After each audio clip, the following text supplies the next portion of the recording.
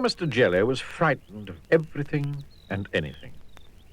At the slightest little thing, he would quiver and tremble and shake, turn to jelly. So it's not really surprising to find that Mr. Jelly lives as far away from anybody as he can.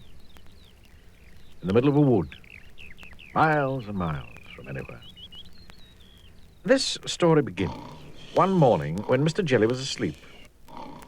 It was a beautiful autumn morning. The sun was shining, the leaves on the trees had turned to a glorious red, and the wind stirred gently in the treetops. A single leaf fell gently from the tree right outside Mr. Jelly's house and quietly brushed against his bedroom window as it fell. Mr. Jelly awoke with a start. What? What's that terrible noise? Oh, heaven! Oh, the house is falling down. It's an earthquake. It's the end of the world. Oh! And he hid under the bedclothes, trembling with fright. After an hour, by which time he realized that his house wasn't falling down and that there wasn't an earthquake and the world wasn't coming to an end, Mr. Jelly peeped out from under the bedclothes. Phew, he said. Oh, thank goodness for that. And he got up and went downstairs to make his breakfast. After breakfast, Mr. Jelly thought he'd go for a walk. He was walking through the woods which surround his house when a worm poked its head out of the ground. Morning, said the worm cheerfully. Mr. Jelly. Mr. Jelly nearly jumped out of his skin. What? Who's there? Then he saw the worm. Oh, good heavens, it's a snake, a man-eating snake. Oh, I'm going to be eaten alive. And he jumped up into a tree. What a performance, commented the worm, and went back into his hole. After an hour, Mr. Jelly felt brave enough to climb down from the tree and continue his walk. Eventually, he came out of the other side of the wood and into a field. It was an empty field. Or was it? In the long grass in the middle of the field, unseen by Mr. Jelly, there was a tramp enjoying a sleep in the autumn sunshine. Mr. Jelly picked his way cautiously through the grass. The tramp, fast asleep, snored. Oh, what was that? What was that? Shrieked Mr. Jelly. It's a lion. I heard it growl. Oh, goodness gracious.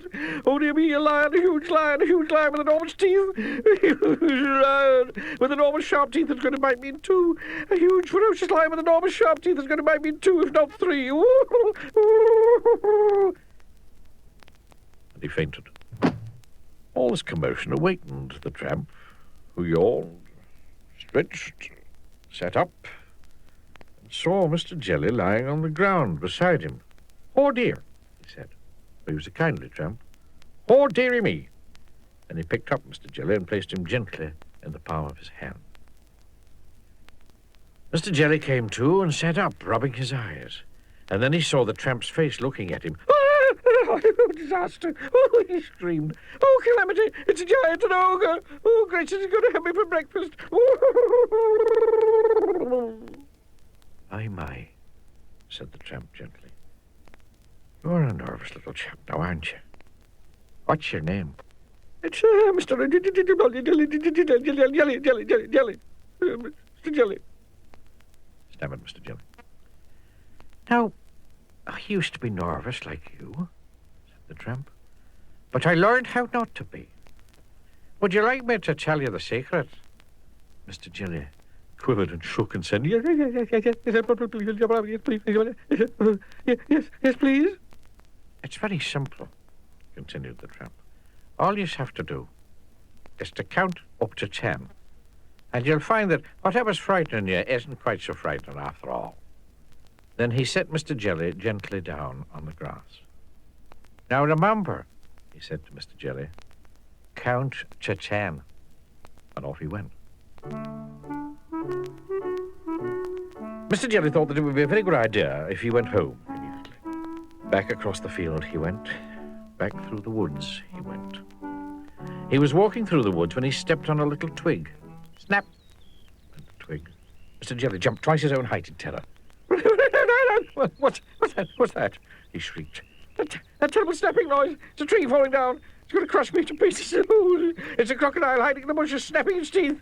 Oh, disaster! More. Then he stopped, took a deep breath. 1, 2, 3, 4, 5, 6, 7, 8, 9, 10, he said. And he saw that what had gone snap was a twig, a silly old twig. Phew, he said.